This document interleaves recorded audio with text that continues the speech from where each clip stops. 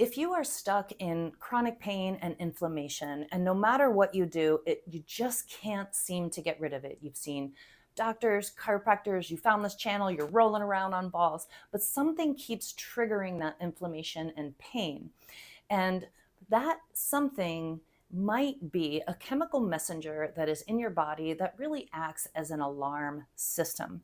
And when I first discovered this, I was a bit surprised. I was like, come on. But now that I have learned a lot of what I've learned about this through Lisa Sherman, I thought this is something that really needs to be shared. And I've been able to help tons of folks who have come to me since I learned this information about this chemical alarm system, help them to get out of pain. Literally, people are like, oh my gosh, I am really changed. So I trust that you will find this video and this information really helpful. And I want you to open your mind and really take in what Lisa and I share in this conversation, and begin to look at your life and look at the information here and see if there's a bit of a match. And I just want to give you a quick reminder that I do Zoom online consultations with folks all over the world and help them learn how to get out of pain, addressing this chemical messenger sometimes, and also releasing their trigger points, working on their posture, movement breaks, all the things. So I'll drop that link below. And now let's hear what Lisa has to say.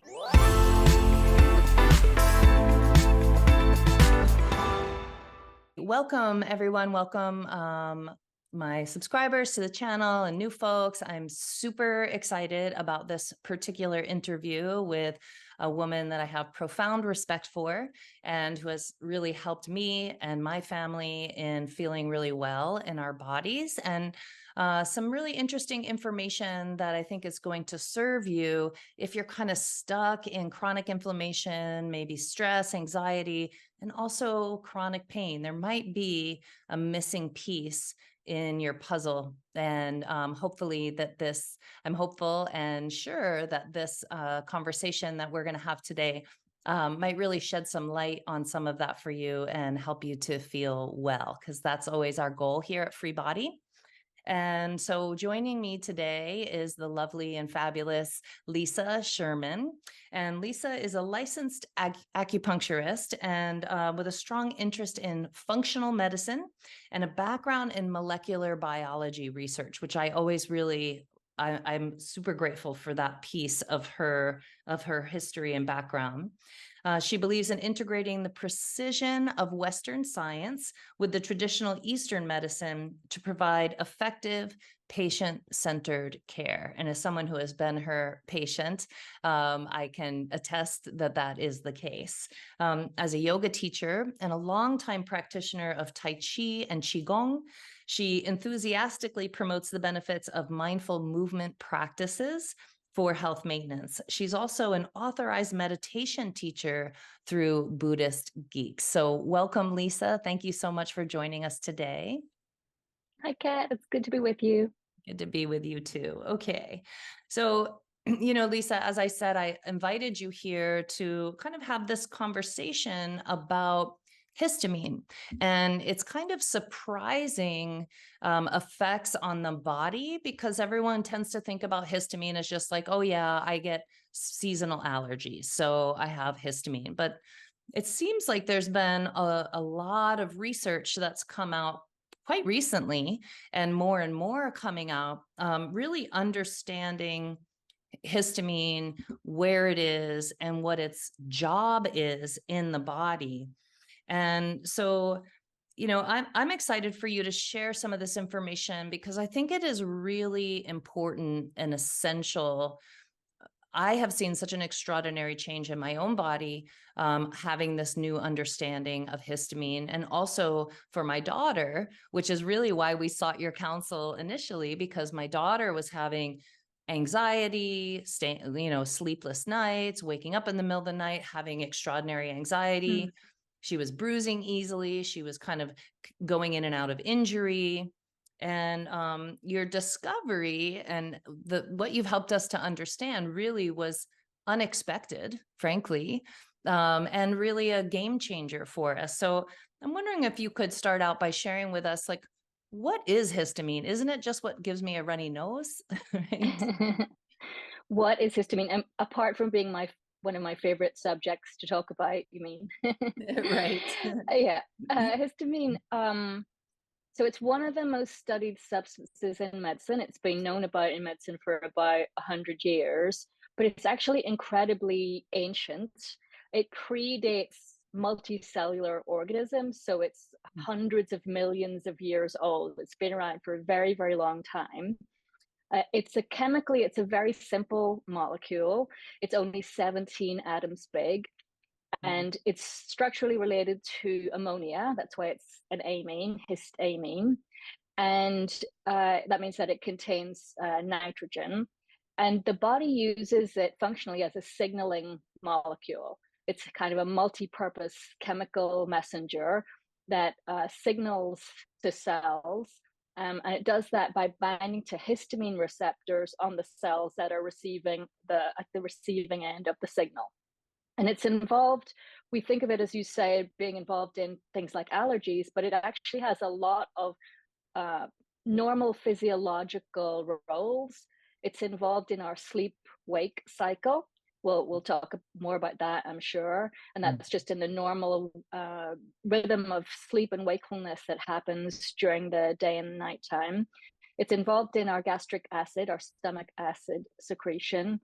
And it's also a very important part of the immune system, both in the normal workings of the immune system, of which the inflammatory response is part, but then it's also involved in some disease states. So it has both physiological normal roles, and it also has pathological abnormal roles. Oh, interesting. And so are these, excuse me, are these histamine receptors everywhere in the body, or are they just in the brain? How does it get that chemical, that message across to what it wants to talk to? There are 4 different types of histamine receptor, H1 through 4, and they are located at different concentrations in different places. For example, the brain has a lot of H4 receptors, and the stomach has a lot of H2 receptors. And this means that the same molecule can do different things in different places, depending on the receptor that it binds to. So the receptors are like little bits that stick out of the side of the cells. And when the histamine molecule comes and docks on that, it tells things inside the cell to do things, to switch on particular gene transcription, for example, to make other substances. So kind of a recap of that would be that throughout the body, there are these sort of protuberances that are histamine receptors, and the cells are kind of waiting for the histamine to come attach to them to tell it what to do. Like they're going to maybe release bile or make your nose run or do whatever it is that cell is in charge of doing. And the histamine, this is interesting to me, the histamine signals different things to happen depending on where in the body that receptor is. So if it goes to your brain, it might tell you to go to sleep, perhaps, or not sure how it affects sleep. So maybe we can talk about that in a minute, but something about in your guts also. So is it specifically the root of like food allergies? Is that a histamine based response, is like a food allergy? Yes. So what the cell can do depends on the type of histamine receptor that it has, and then what the capabilities of that cell are, what type of cells it is. Sure. And so, for example, there are particular cells in the lining of the gut. They're called the enterochromaffin-like cells, the ECL cells. And when histamine docks with the H2 receptor that sticks out of those cells stimulate the production of stomach acid in the lining of the stomach. And so that's the specific, so it's the same histamine everywhere, but in that particular cell, it has a H2 receptor, and that H2 receptor stimulates that cell to stimulate the release of gastric acid. So the cell has a particular function that's guided by a particular histamine receptor, but the same histamine is traveling all throughout the body, landing on all the different receptors. And that's one of the reasons that histamine problems can be so confusing, is that histamine that's released in one place to do a specific job can end up landing in another place in the body and doing a different job sort of by accident. So, for example, you were saying about histamine in the brain. In the brain, histamine acts as a neurotransmitter, which means that it tells brain cells what to do. And we will go deeper into this, but what it says to the brain cells is wake up and pay attention. So it's telling the brain to the neurons in the brain to act, to become more active, to wake up, to pay attention. And that's why in someone who's experiencing a high histamine load, they may wake up in the middle of the night and and feel very awake, maybe even anxious, because that histamine is saying, wake up and pay attention to what's going on. So it's like a protector, right? It is. It is the alarm bell of the inflammatory response. So it's like if you've ever seen on an episode of Star Trek when the lights go red and the alarm goes rah, rah, rah, Yeah. rah, that's histamine. It's the alarm. It's an alarm signal molecule. It's telling the body things are attacking me, and it's telling each specific tissue, each specific part of the body to do things to get that thing that's attacking me out of me. So its signal is, I'm under attack, get it out of me. Okay. And then each tissue will get it out of me in the way that it can. Right. Okay, that makes sense. And so in the brain, it might send you into a panic attack or anxiety. Yes. That's the overload of the normal function. The normal function is pay attention, we're under attack, look to see where the threat is coming from so that we can deal with it. So it ramps up our attention. It makes us very awake and switched on. It's sometimes called wakeamine in the brain for that reason. Okay. And then in the stomach or in the gut, it's going to stimulate maybe an inflammatory response, like, hey, there's something that is I can't deal with, or there's some kind of weird food going on in here. And so we need to produce a bunch of maybe gas or bile so that we can get this out of here. Could that perhaps also contribute to something like irritable bowel syndrome? So if you think about the different parts of the gut have different ways of protecting themselves from invaders. Most of them are mucosal surfaces. They produce mucus. So one of the things that histamine does all through the gut is to stimulate the production of protective mucus, and that's all the way down the gut. Okay. In the stomach cells, which can respond to that signal by producing acid, it tells them to produce acid because one of the functions of acid is as an antimicrobial agent to dissolve the bacteria, and that's in the upper GI. It also tells the gut to get this out of me, and if it happens at the top end of the gut, that is by nausea and vomiting, because if it's trapped, if this thing has gone into the stomach, you can still get it up and out the top end. So nausea and vomiting, people can have nausea because of high histamine, or even vomiting because of high histamine. Once the thing goes into the bottom end of the gut, it's gone past the point of no return. And then the action of histamine on the lower part of the gut is called the weep and sweep response, which basically means that it causes the gut to draw fluid into itself and to move quickly to expel things via the bottom end. So it's one of its functions in the lower end of the gut is to produce diarrhea in order to get it out of me in that end. So again, same molecule, different functions, depending on how that particular part of the body is able to respond. So sneezing, for example, you get pollen comes into your nose. The mast cells, we'll talk more about those. The mast cells sense that. They release histamine, and that histamine causes the irritation of little nerve endings. Those nerve endings cause you to sneeze. And then the weep and sweep response also means that in your nose, it turns on the fluid production, and then that helps to sweep the pollen out of the nose. So each tissue, again, is responding to the same signal in the way that it can. Mm-hmm. Gosh, so interesting. What a kind of multifaceted molecule in the body, Yeah, kind of taking yeah, care of a lot of different systems in our yeah. body, right? If you've been around for a long time, people give you a lot of jobs. You know, it's been around for hundreds of millions of years. So it's like, hey, histamine, can you, you know, Pick it's up like, some okay, slack over here. We need some I'm help only over here. 17 atoms, but I'll try. Wow, fascinating. Okay. So histamine is in the brain, it's a neurotransmitter, but then in other Hmm. parts of the body, it's just basically a chemical signal. It's It's a signal, yes. Yeah, so the yeah. mast cells that produce histamine are kind of like floating around, looking perhaps for an invader or something that is a threat of some sort, or something that even maybe it just doesn't understand. Like, I don't even know what this is.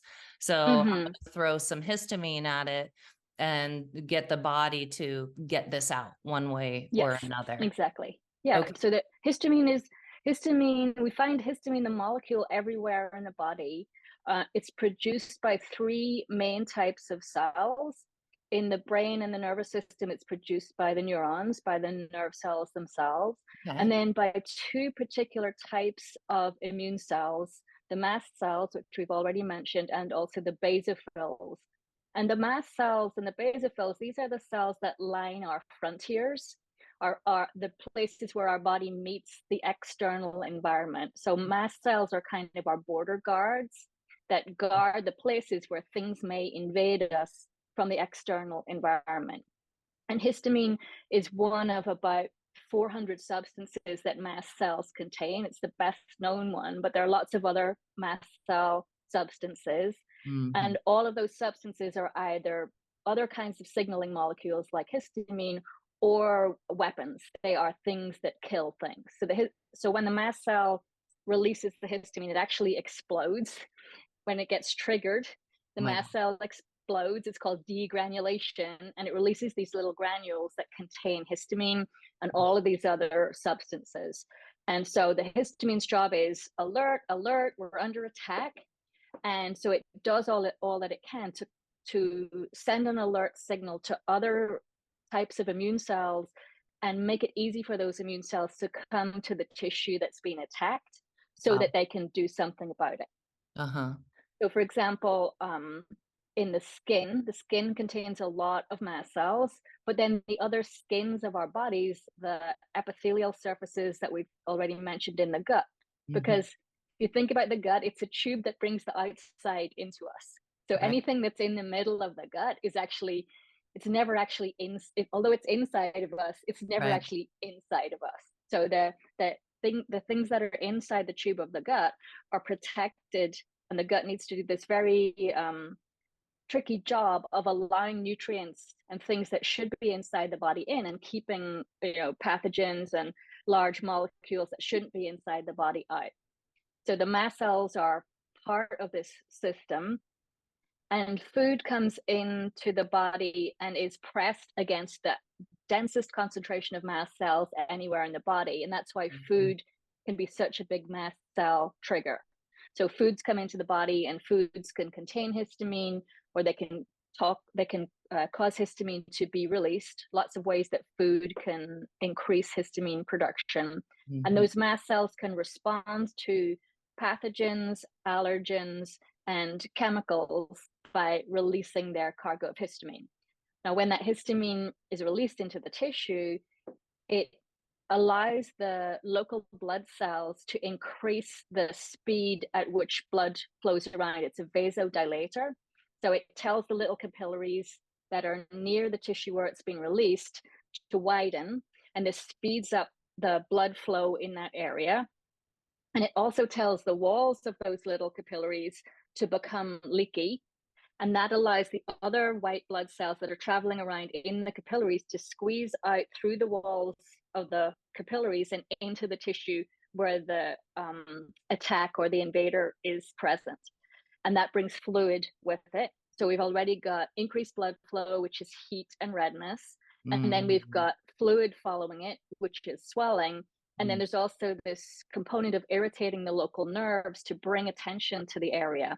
And these are the basic four cardinal signs that are called of inflammation: Of heat, inflammation. redness, swelling, and pain or irritation or itch. And Yeah. so histamine, again, it's the alarm bell that rings to start the inflammatory process. And that's a normal process that keeps us safe. You know, we think of inflammation as being a bad guy, but inflammation really keeps us safe. If we couldn't do inflammation, we wouldn't live very long because we couldn't protect ourselves from invaders.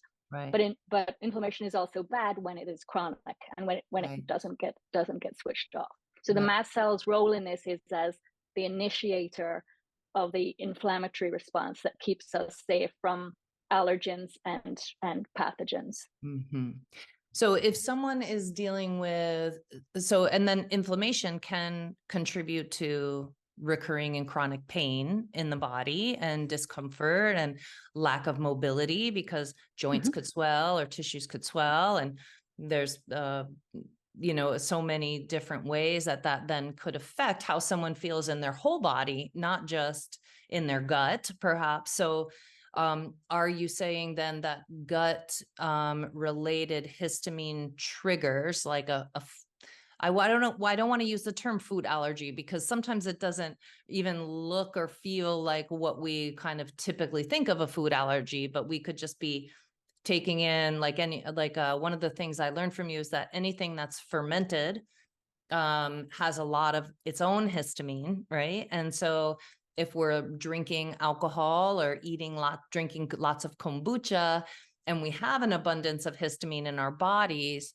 then that gut histamine could trigger some inflammation or some kind of swelling in our joints, or perhaps even bring back maybe some old pain that we used to have all the time because it's a little bit general, like even food that we take in could trigger histamine response in other places. Yes. Mm-hmm. So Oh, interesting. acute inflammation, good. In general, acute unlimited inflammation, good and protective. Mm-hmm. Chronic inflammation, bad and damaging. That's one distinction to make. Like we all need inflammation to happen Right. where it's needed, Mm-hmm. but we don't want chronic unnecessary or unresolving inflammation to go on.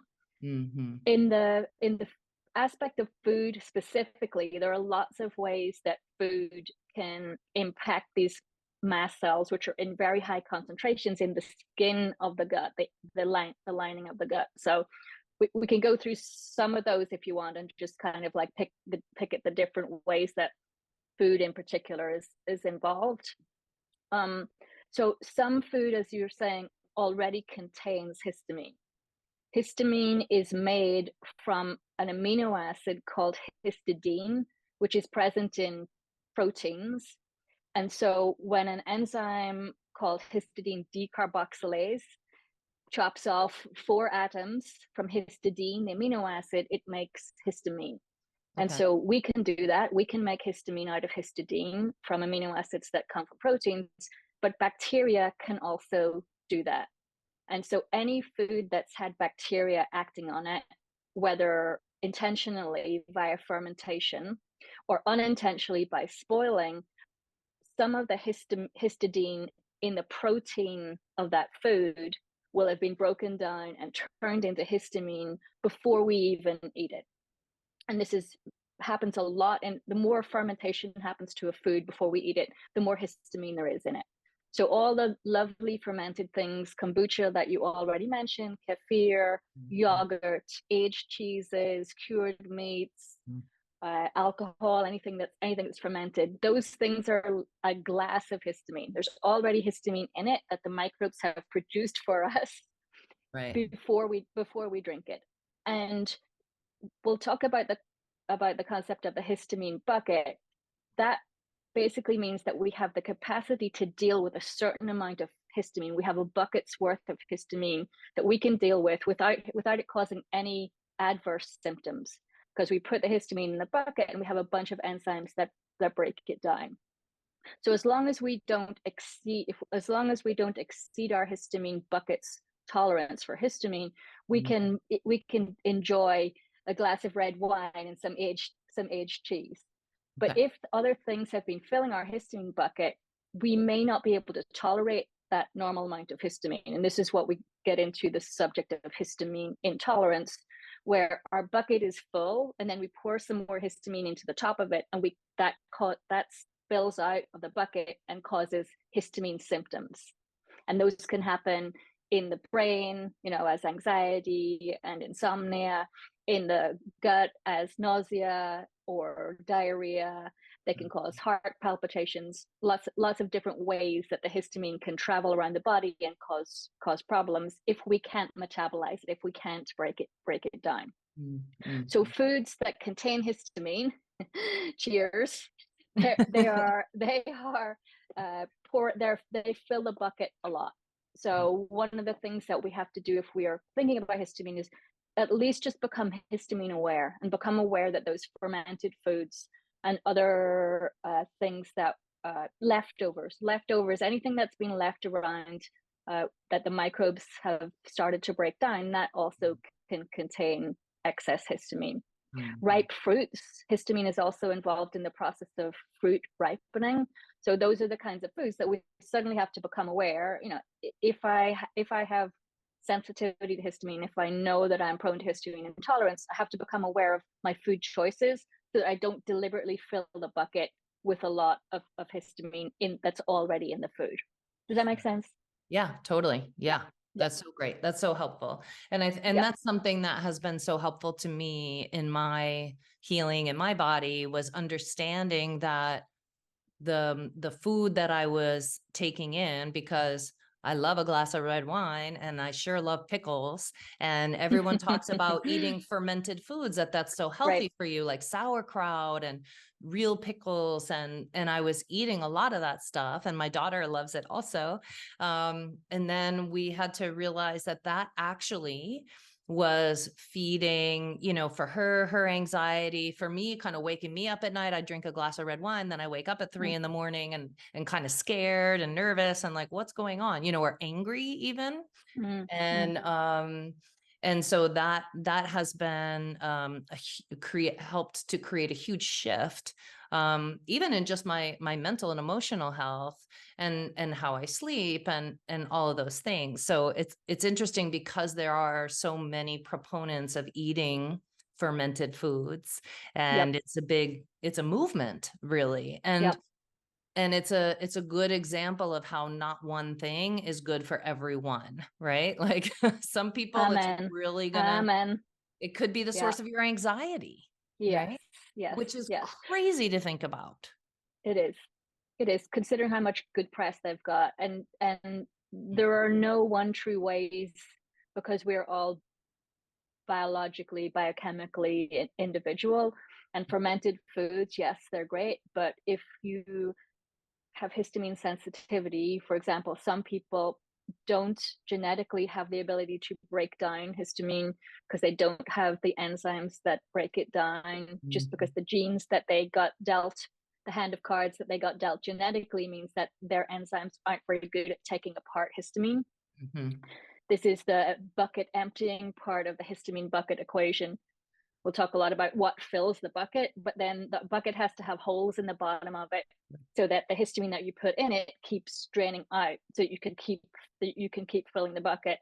And those holes are 3 enzymes: DAO, diamine oxidase, HNMT, histamine and methyltransferase, and ALDH, aldehyde dehydrogenase.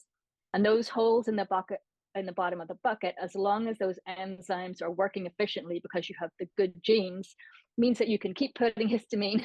If you've got 3 big holes in the bottom of your bucket, you can keep pouring red wine and cheese into the top of that bucket. Eat that sauerkraut. But if those holes are small, if you were genetically dealt the hand where those enzymes aren't very efficient, your bucket doesn't drain very fast.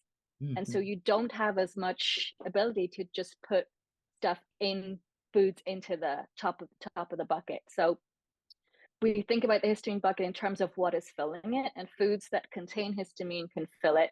We think about the bucket in terms of how efficiently we can drain it. And that's mostly set up by our genetics, but those enzymes also have what are cofactors that they need to work efficiently. And a lot of those cofactors are actually B vitamins. Different B vitamins help those enzymes to work efficiently. So if you are low in B vitamins, for example, if you're a vegetarian or vegan and you don't have much B12, then that could compromise the activity of I think it's a DAO enzyme. The B vitamins support those enzymes. I think DAO is supported by B12. I'd have to look that up just to be sure. But anyway, and one of those enzymes is compromised in the absence of B12. So it's a reason that vegans and vegetarians need to keep their B12 levels up by supplementation. Okay. Because then that helps their bodies to be able to process, to drain the bucket of histamine. Exactly. So there are several holes in the bottom of the bucket: DAO, diamine oxidase, HNMT, and ALDH. And the DAO enzyme lives in your gut, in the villi, in the cells of the villi, which are these little finger-like projections of the small intestine that really increase the surface area. It's kind of like a shag pile carpet in there. And these little projections have the DAO in them. And the DAO, its job is to break down histamine. So Okay. if you genetically don't have efficient DAO in those villi, then you're going to be less good at breaking down histamine that comes in via the gut.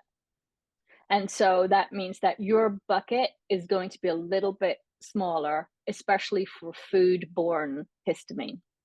Which is perhaps why some people seem to have so many different food allergies, because there's just their body can't process the sort of normal histamine that is a result of eating food. Like, Yes. why some people seem really sensitive, to a Yes. lot of different foods. Yes. And they also might subsequently have chronic anxiety or feel chronic high levels of stress or other sort of comorbid things that we might not associate with food allergies. Maybe they have trouble Yes. sleeping, or they said, I've heard some, so many people say, it's just like, if I eat a certain thing in the day or whatever, I'm going to be up all I night. can't sleep. It's Yes. because of the histamine. Migraines and headaches are very common. Symptoms in the gut obviously would make you think about food being a cause, but then things that happen outside of the gut, because there's a lot of histamine release in the gut, could include things like headaches, skin rashes, even things like heavy menstrual periods, because the uterus is actually another of these hollow space organs that has a lot of mast cells that Mm. line it. And pain. One of the things that histamine does is that it makes nerve cells more sensitive. So increased pain in the body could be because there's histamine that is making the nerve cells more easily irritable, if you like, irritable nerve cells. So Histamine increases there. Yeah. I just want to repeat that, because I think that's a Yep. really important thing to say again, Mm-hmm. that histamine makes nerve cells more sensitive to pain. Yes. Wow. So the technical word that I'm sure you know is nociception. Yeah. So nociception is pain reception, Uh-huh. and histamine increases nociception. It turns up the signal of nerve cells. They will respond more to a particular signal than they would without the histamine present. And so this means that sometimes people can become sensitive to normal sensations and feel them as pain. Mm-hmm. I'm curious about, like little kids, before there's any understanding of food sensitivities in them or stuff. Like, I've just seen kids who are just like, they can't stand that tag on the back of their shirt, or my friend's Mm-hmm. daughter had to have the like seam of her socks had to be in a very particular way. And we were all like, what's Mm-hmm. going on with this kid? But actually, Mm-hmm. it makes sense that maybe she just like things were so aggravating to her because she had a lot of histamine in her body, perhaps, you know.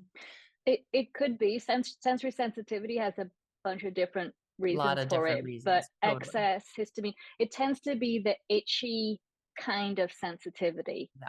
because the place that the histamine is in the skin, the way that that tissue responds to the get this out of me signal is, redness, swelling, itchiness. So Mm, histamine is involved in things like the itch that comes from any rash, actually, or flushing, or eczema, anything like that. There's histamine involved in all of those irritated skin things. So that's mm, a place that histamine in the gut will often show up in the skin, because it's the skin inside is being irritated sure. by a food, and that histamine is traveling all around the body and telling other places to be irritated and on the watch Uh-huh. for invaders.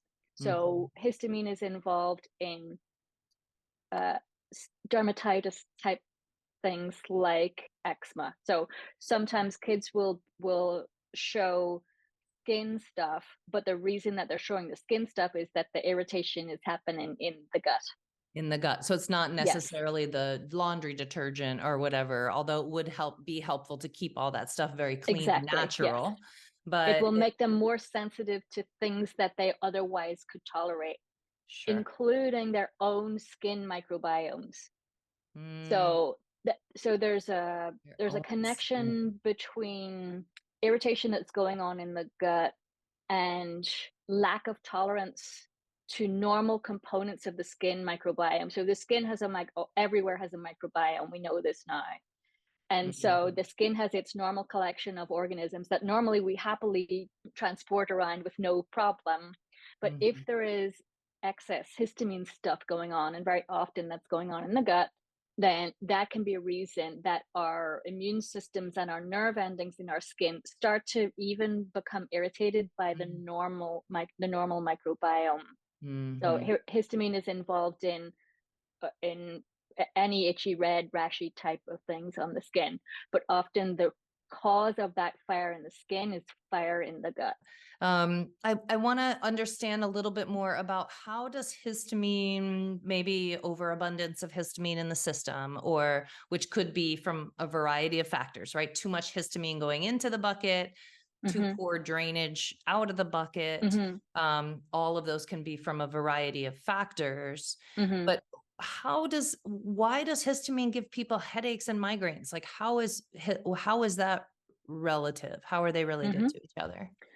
So in migraines specifically, histamine is a vasodilator. We talked Uh-huh. about its normal Sure.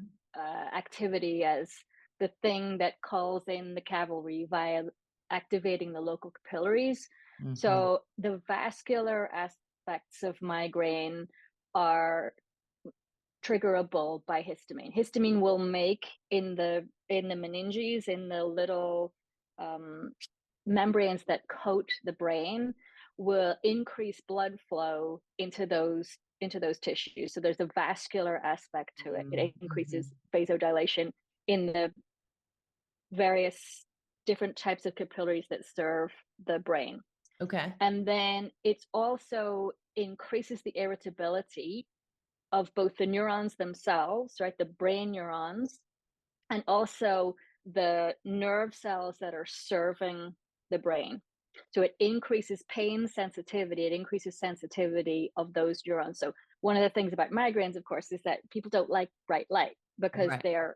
they become hypersensitive to it. And one of the things that sensitizes the neurons of the trigeminal ganglion is Uh, histamine. So histamine sensitizes, and the when a migraine is in full force, it's like a tiny little seizure flowing across the uh, surface of the brain, where all the neurons are just kind of like, rather than like firing asynchronously, they all start to kind of like fire together, that kind of like throbbing, pulsing thing that that uh-huh. that Yep. happens. Totally. And so Yep. histamine is an upstream trigger of that little type of seizure that is a migraine, And histamine also is involved in the production of, it tells other cells to get involved in the inflammatory process.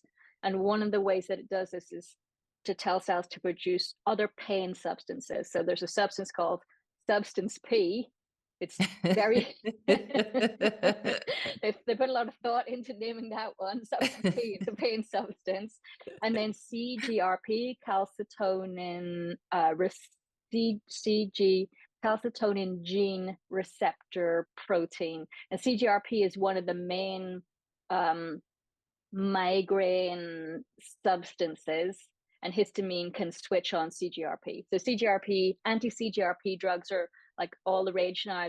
All of the new migraine drugs are anti-CGRP, and histamine can cause the cells to produce the CGRP. Okay. Yeah. So if someone wanted to discover if their migraines or chronic headaches were more about histamine than whatever else they were, or, usually it's, we don't know is usually the answer, right? Yeah. Would it be beneficial for someone to try taking an antihistamine when their migraines coming on and see if that helps? Yes. So it's not a one-for-one antihistamines reduce migraines, but in some people who have histamine intolerance or poor genetics of histamine breakdown, histamine can be one of the migraine triggers. So in those people, becoming histamine aware, let's just say, could be useful. Like the classic migraine foods are also histamine foods, like red wine and cheese. Like people that get migraines easily, they know if they go to a wine and cheese party, they're going to end up with a migraine, right? So becoming histamine aware and choosing lower histamine foods, or maybe even going on a low histamine diet for a while, and then tracking whether your migraines are as frequent or as intense, can tell you whether histamine is important in your specific migraine. And yes, a trial of antihistamines could be useful in any histamine suspected condition. If you suspect that histamine is involved in your thing, whatever it is, and you take antihistamines, if histamine is involved, those things should get better. And that usually involves a trial of both an H1 and an H2 antihistamine. So H1 antihistamines, everybody knows, because they're the things that you take for respiratory seasonal allergies. So things like Allegra and Claritin, exactly. Yeah. Those kinds of things. Those are all H1 blockers. And then generally, for a trial of antihistamine drugs for your histamine potentially related thing, you would also add an H2 blocker, and that's famotidine, which is Pepcid AC, which is usually used as an acid reducer in the stomach, right? Because back to the normal production of stomach acid, if we want to block that, we block that H2 receptor that tells those cells to produce the acid. So if you have one way to see whether whatever's going on in you is related to histamine is to go temporarily on an H1 and H2 blocker and see if your symptoms get less. It's a really good test strategy. It's not necessarily a strategy that we would want you to remain on for a long time, but if we suspect histamine is involved, then sometimes we would get people to try that as a strategy and see whether their symptoms get better or not. Right, because then they could go forward with reducing the histamines that they're putting into their bodies by changing their diet significantly or supplementing with DAO, because you can get that as a supplement, which is not cheap. So better to not eat tomatoes and drink red wine, Right. And that's something that for me was difficult. The low histamine diet is not really that fun, to be honest. No. It's not. It turns out a lot of foods that you just love and that are in everything really can be really can be big triggers of histamine. And what I've learned through this process, my daughter and I are very similar body types and have a lot of the same kinds of things that we both drain histamine very slowly or need some support. We do a lot better if we're eating a low histamine diet. If she even eats a bite of cheese, she's going to be so sick, like terribly sick. I can eat cheese and take some supplements and so forth, and it's not a big deal for me. But if I eat tomatoes, I'm definitely getting a bad migraine, and I'm going to be up in the middle of the night and my fingers are going to swell, right? But she can eat tomatoes. So it's just interesting how each person really, it becomes a little bit of a self-care journey to understand if you're having chronic migraines, if you're having headaches, if you're having chronic inflammation in your body, if you just kind of don't feel well, if you have anxiety and chronic stress, if you're waking up in the middle of the night feeling anxious or upset or angry or afraid, that's a big signal that there's too much histamine in your body, and your body's trying to process it while you're sleeping and it's overwhelmed. And so there's just histamine going off all over the place, and that could be very well what's waking you up. And then to go on doing some research and understanding what are the foods that contain, like you said, there's two parts, right? Some foods naturally contain histamine, which are the things like leftovers you mentioned, things that have been sitting out, fermented foods, alcohol, kombucha, blah, blah, blah. But then there's also foods that trigger histamine. For me, spinach is a terrible histamine trigger, which is great to know and sad at the same time. A lot of nuts, right, can trigger histamine response. And just for those of you who are watching this right now, I hope that you're taking notes and learning lots of great information. And I'm going to put some links in the description of this video to just some histamine diet resources, things that you can look up for to understand just the basics of a low histamine diet and what that looks like. We're not going to just leave you out to fend for yourself, but it's a bit of a journey, isn't it, to learn this, but it's an extraordinary freedom at the same time. Yes. With great freedom comes great responsibility, or with great, isn't that what they say? Something And the like thing that. is that a low histamine diet, it does exclude a lot of healthy foods. So ideally, it's not a life sentence. Right. Ideally, you're using the low histamine diet either as an experiment to see, is histamine involved in my thing?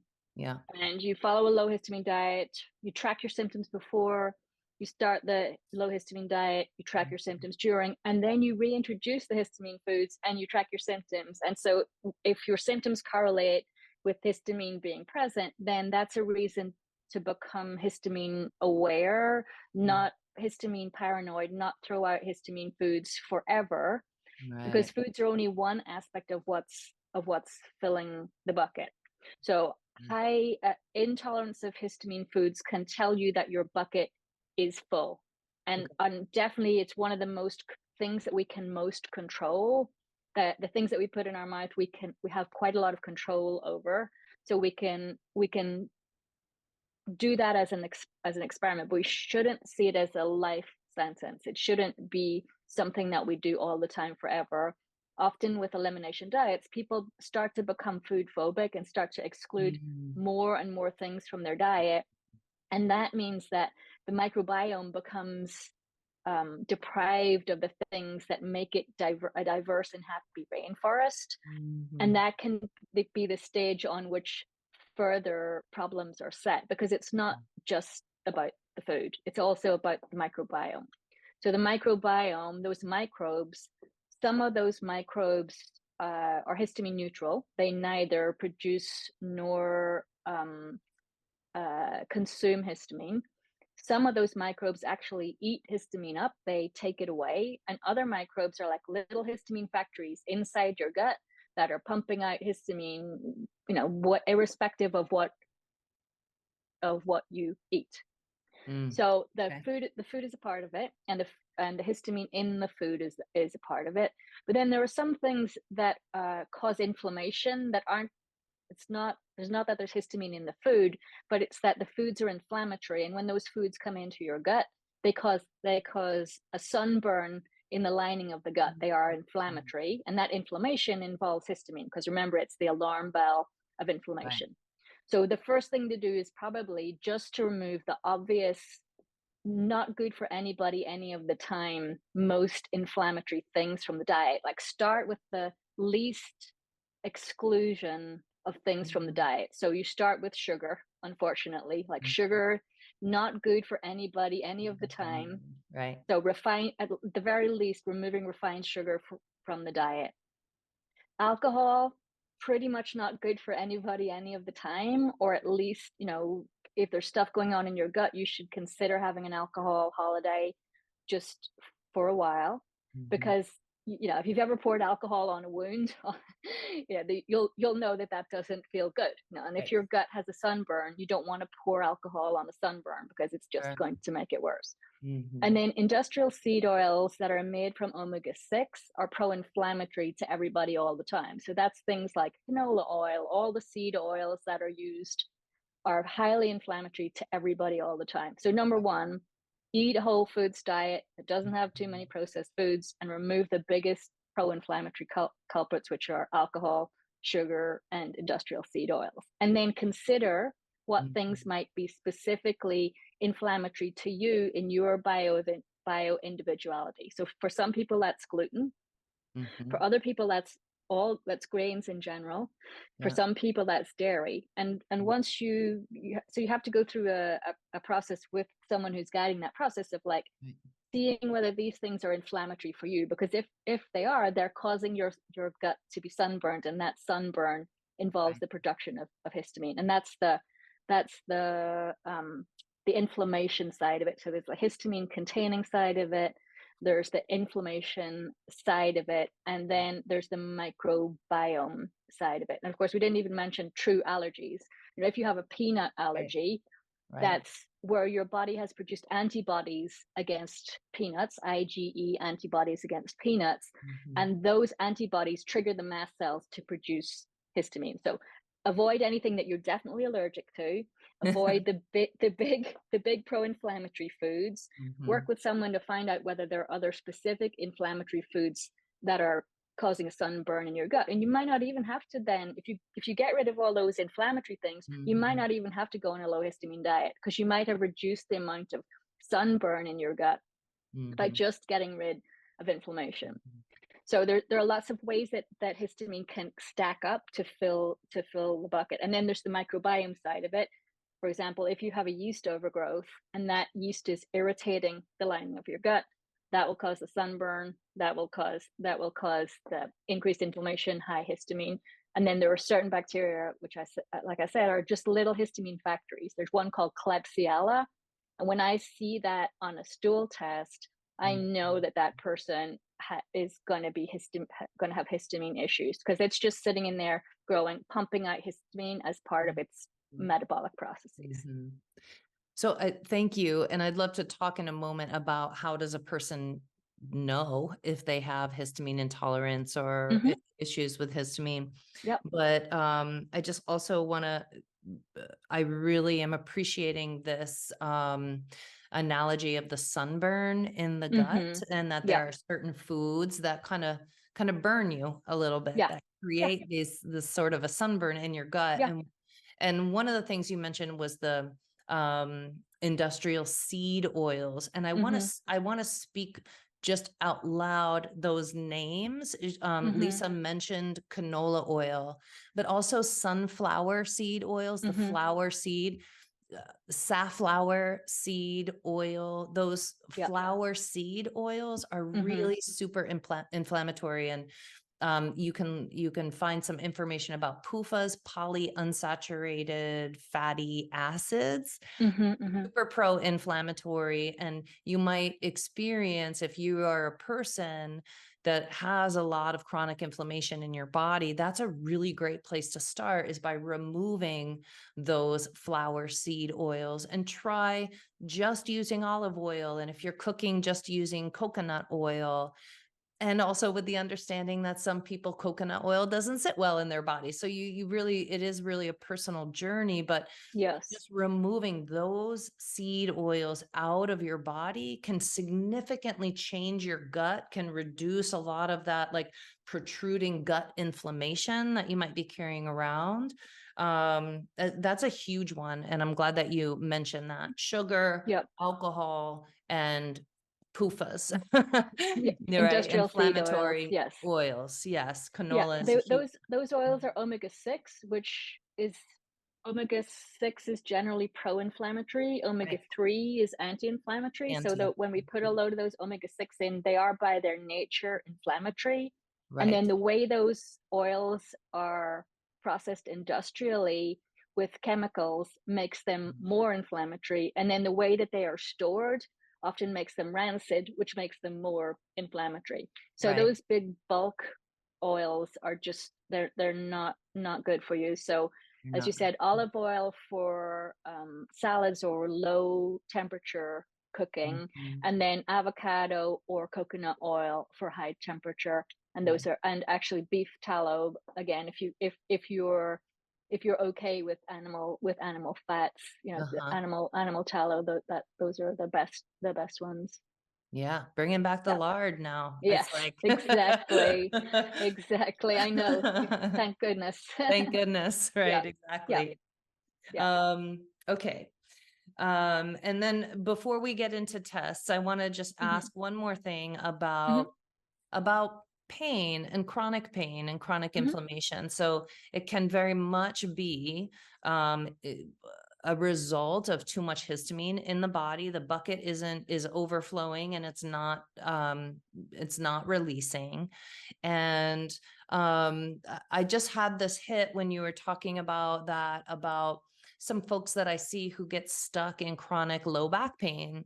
And I'm recalling when I was younger, I used to hate pancakes because every time I ate pancakes, I would get a backache.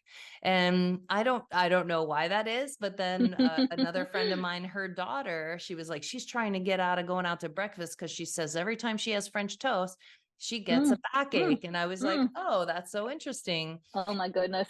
And I just Yeah. wonder about the connection because, the gut, the connective tissue, the fascial net that's around the guts Hmm. is also continuous with the fascia, the lumbar fascia, the Hmm. Hmm. thoracolumbar fascia. Right. And so it might be just that some of that sort of inflammatory signal Yep. is getting out of the gut. Right. It's nearby structures, They're right? And it they are just near kind of neighbors. they're near Absolutely. Yes. neighbors. And Yeah. so it's something just to also consider if you do have chronic low back pain or chronic back pain, like do this Hmm. little simple elimination diet of the seed oils, the alcohol and the sugar. And I know I say Yep. that little, for you, it might be really big out there, but Yeah. try it. But also how long, one of the things that I learned also from you, Lisa, is that for me, the histamine can take a few days to really go through a cycle or something like that. So,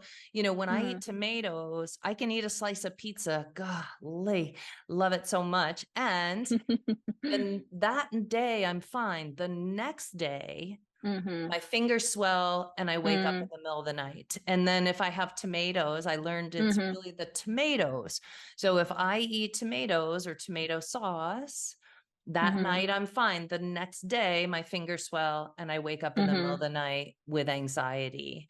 And so I think I remember you saying something about it can take like 3 days really for a histamine response or for it to go through its whole Hmm. cycle or something. Hmm.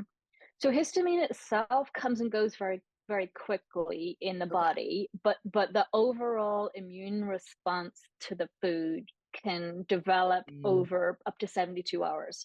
okay. So a peanut allergy, as you know, like you can't open Neat. peanuts on the plane because the Right. person who has the peanut allergy, will immediately their antibodies will tell their mast cells to fire off Sure. histamine. So that's a very quick response. Sure. The direct histamine response of the sunburnt skin is also quite quick. So like if your Mm, esophagus is sensitized to histamine and you put something in there, you might feel nauseous, or a burning tongue or something like that could happen really quickly. I think what you're pointing to is what's called an IgG response, mm, which is where there's an immune response to the food that's not the immediate response, but which occurs for over the course of a few days. And that response can also lead to the production of histamine as a kind of downstream, event. So when you're having that delay, that's what we would call a food sensitivity reaction. It's not a true allergy, it's a sensitivity. It involves this other slower immune response, but involved in the steps of that immune response would be histamine production. And it just takes a while for that process to play itself out. Got it. Okay. Yeah. Great. So, Yeah. but either way, if someone is going to do that elimination diet, they need to give it some time, right? It's not like go one day without sugar and think that you're going to be totally fine, right? Unfortunately not. But generally it shouldn't take too long either. So 2 to 4 weeks of elimination should give you a signal if the thing that if you're religiously eliminating that thing, and that thing is important in the creation of your response to the food, then if you take that thing out completely for 2 to 4 weeks, you should see the symptoms really drop. And then the important thing that almost nobody ever does, it's an elimination reintroduction process. So you take the thing out, within 2 to 4 weeks, you see your symptoms drop, and then you bring the thing back in and you notice whether your symptoms come back again. It's an A-B-A trial. And that is, most people only ever take things out, and they take things out and then maybe the symptoms go down and they're not too sure, and then they never bring them back, and then they think about another thing and they take that thing out, and before you know it, they're eating chicken and rice, and they're starving their microbiome of diversity, and then the microbiome is changing, and then that's causing the inflammation. So it's really easy to get backed into a corner with elimination diets. We're very good at denying ourselves things or thinking, I don't want to do that, and it feeds into this place of food phobia that people start to get into. So it's why when I'm helping people, I always say, just start with the most wanted list. Start with the most inflammatory foods. If you're not already eating a whole foods diet, if you're eating a lot of processed foods, just stopping eating foods that are packaged with preservatives and colors and all those kinds of things and switching to a whole foods diet, that's immediately going to eliminate a load of pro-inflammatory things. And then thinking about the actual food substances themselves, the sugar, the alcohol, the industrial seed oils, that's going to bring your inflammatory load way down. And then maybe you still need to, if you're having symptoms, then maybe you still need to do a gluten elimination or a dairy elimination and reintroduction to see whether that's involved in your particular inflammatory symptoms. And one of those eliminations can be a low histamine diet. But if you put a low histamine diet on top of a load of other elimination diets, you're just going to get a confusing signal. We want to run a clean experiment where we know what we're removing, we take it out, we're tracking the symptoms before and afterwards, and then we're bringing the thing back again and noticing whether the signal of symptoms come back again. So there's definitely a science to elimination diets, and it's usually helpful to have someone help you walk through that process and to go from the most open diet first, start with just removing a few things, and then get more specific if you have to, because you may not have to. Yeah. Okay, great. Thank you. So just a couple more things before we go. Still something else before we talk about testing and the need for that. Well, I guess just we can launch into that actually, because does someone actually even need to have a test, or are there really accurate tests that can tell if someone has histamine sensitivity or an overabundance? Is it just as valuable to just do that elimination diet, hopefully with the support of someone who's going to help you do it well, and just avoid, not even get the test, because it seems like maybe testing isn't always so accurate a lot of the time. Yes. So there is testing available.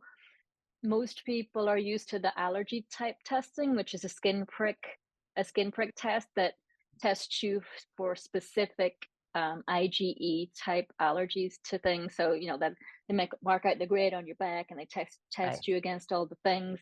Right. And so that's testing for specific allergies. And definitely if you have specific allergies, those are going to be filling your histamine bucket. So know what your specific allergies are and deal with those. So for example, some people are very recently it was ragweed season here, and Right. many people came in with their histamine symptoms really up because the ragweed was filling the histamine bucket because they had a ragweed allergy. Pet dander is another one, dust mites. So definitely knowing about your actual allergies is going to be helpful, because you may want to Mhm. do something about that, and that could look like getting allergy shots. If you can't move away from the ragweed, you might want to get allergy shots for the ragweed, so that Mhm. isn't making you miserable every time it becomes ragweed season. So Sure. you do something about your allergies, and that's one form of testing. And then you can measure histamine in the blood, in the urine, and in the stool. But histamine has a half-life, I think, which means that it drops to half of its concentration in the Mhm. blood within 20 minutes of being produced. So it actually is, as a signaling molecule, it is released, and then it breaks down very quickly, because you don't really want it that alarm signal, Right. going off in your All the spacecraft time. for too Yeah. for too long, right? Right. Um, so histamine is in that, those samples have to be taken while you're having the histamine response, right? So it's got to catch you when the histamine is high, first of all, and then that sample has to be immediately chilled and really carefully handled all the way to being analyzed. So the Mhm. testing is possible, but it's not that easy, and it's not generally that useful. And what's really more useful is the clinical picture diagnosis, where you are looking at someone's history. What type of symptoms are they having? Are they in their skins, their respiratory skin, their skin, their gut skin? Are they having migraine headaches? Mhm. Are the kinds of symptoms that they're having, do they match with histamine symptoms? Anxiety, insomnia, racing heartbeat, palpitations, that kind of thing. Are they having histamine-like symptoms? And then looking at their story, trying to see whether their symptoms get worse at times when histamine might be high. So people who have histamine stuff going on tend to suffer more with that at times when there's more pollen in the air, because whether they have that's going to add to the histamine bucket, even if they're not Mhm. specifically allergic to it. That little bit of more irritation Mhm. in the nasal passages, that's going to cause a little bit more histamine in the bucket. So Mhm. you look at the symptoms, you look at their history, family history, like, do other members of the family have similar conditions in the skin, headaches, etc. Mhm. And then you can, there are some good questionnaires which we can share, which outline, the kinds of things, like a Cosmo self-help questionnaire for, like, am I a high histamine person? Is it likely that I have histamine issues? And there's a detailed list Oh, great. of questions that you can answer that will give you a histamine score, a likelihood.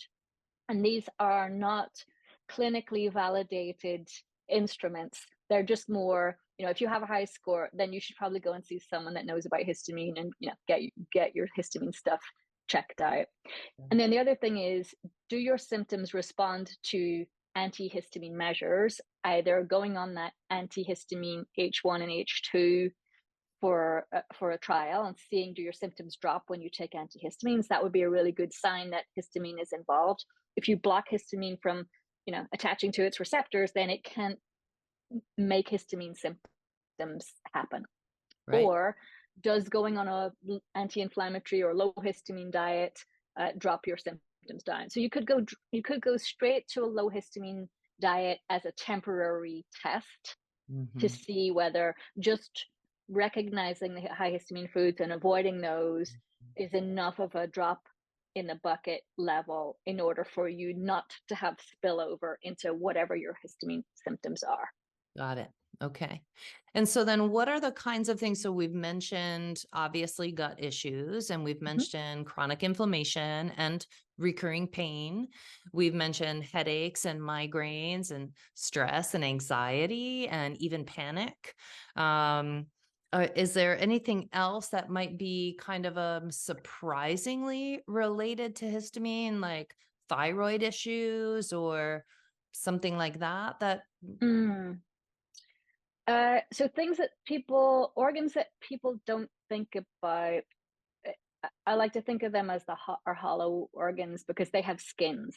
So the lungs and their respiratory skin, the skin, the gut skin, and then there's also the bladder and the uterus. And so the bladder and the uterus also have skins, and the bladder skin faces the urine, which is not yet the environment, but soon will be, right? It's a substance that's going out of the body. Sure. And so irritable bladder and interstitial cystitis are both related to histamine and to mast cells. So sometimes following, if people have recurrent UTIs, but there's never anything produced on culture, that could tell us something about that the walls of the bladder are irritable and that the mast cells are unhappy for some reason. And one of the things that works really well for that is to take supplements that will coat the bladder surface in things that keep the urine away from it. A bit like the airways have mucus, the gut has mucus, the bladder also has like a mucousy layer, and strengthening that mucus layer can help to protect the lining, the epithelial cells themselves, with that nice mucus layer from the contents of the urine. So there are some supplements that will do that. And then for women, heavy bleeding and painful periods and cramping, that can be a histamine symptom. So women can have high histamine levels, particularly when estrogen levels are high. And there are two estrogen peaks in the menstrual cycle, one around ovulation. So sometimes people get histamine symptoms, rashy, angsty, insomnia, headaches, maybe mid-cycle. But then a very common time for people to get them is in the PMSy type period. And that can be, there's actually a second estrogen peak in the second half of the cycle. And that particularly happens towards the end, right before the period starts. If progesterone is dropping, which should be higher, there's two peaks, a progesterone peak and an estrogen peak. If progesterone drops really quickly, estrogen can have a secondary peak that's called estrogen dominance. And during that estrogen dominance period, then women that are suffering from high histamine type things often feel more symptomatic. So it's not every case of PMS or menstrual migraine, for example, that is directly histamine related, but it's certainly worth trialing potentially H1, H2 around that time to see if you can change your symptoms in that way. And I would like to speak to, I mean, that right there could be really important information for a lot of women who do suffer with cycle related migraines and headaches or pain and cramping. So such valuable information right there. But it also makes me think about endometriosis and the cysts that develop around endometriosis. That could also be histamine related. Mast cells are involved in endometriosis. Wow. Amazing. Gosh, I wish I'd known that 30 years ago. It would have saved me a lot of trouble. Yeah, exactly. And, yeah. And so it's worthwhile as a test. And I want to speak to the fact that for some people with mast cell issues, we haven't talked about mast cell activation syndrome, but this is a reason for some people to have a lot of histamine in their bucket, is that their border guards, their mast cells, can be trigger happy. They can have very sensitive mast cells that just explode and release their weapons of mass destruction at the slightest trigger. These people, they have their bucket is just almost always full of histamine. And for some of those people, they may need to actually take that H1, H2 drug combination just to keep their mast cells, to stop the trigger happy mast cell histamine that's released from just causing them misery all the time. So that is a drug treatment that some people may need. We want to only do that if we absolutely have to. And two reasons for that: the older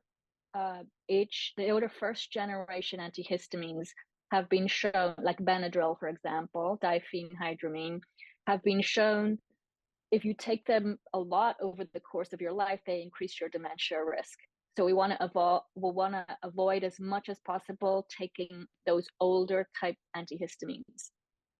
Then just in general, we all want to avoid those. They have what's called an anticholinergic effect that has been shown to be involved in making us more prone to dementia. So we want to stay away from those. The newer second and third generation ones, like the cetirizine and the fexofenadine, the Allegra, and so on, those are much safer. They don't have that effect, but because they block the histamine receptor, the body, if you block a histamine receptor without the body, as we've said, the histamine is part of normal physiology. So if you go around blocking the histamine receptor, the body is always going to try and get around that because it still needs histamine to do its normal jobs. So the body, you block the histamine receptor, the body's going to produce a bit more histamine to try and still do its normal job. So over time, you'll get tolerance. You may need to up your dose of antihistamines if you're taking them for a long time. And then if you suddenly take the blocker away, there's going to be more histamine around. So you'll often get a rebound of symptoms when you stop taking it, and then you'll become dependent on it. So tolerance, rebound, dependence, you can get caught in that loop. So we don't want you to use those unless you have to. And it's good to just try them for an experiment, see if your symptoms go down. And if they do, then turn towards becoming histamine aware, maybe removing some of the big histamine foods out of the diet, and then exploring what else is filling your bucket. Do you have something going on in your gut microbiome that's just sitting in there, churning out histamine, filling your bucket 24/7? Do you have an old root canal that's sitting in your mouth, causing inflammation, just pumping histamine out? You're looking for all the ways that inflammation is happening in your body. Stress is pro-inflammatory. Lack of sleep is pro-inflammatory. All these things are filling the bucket.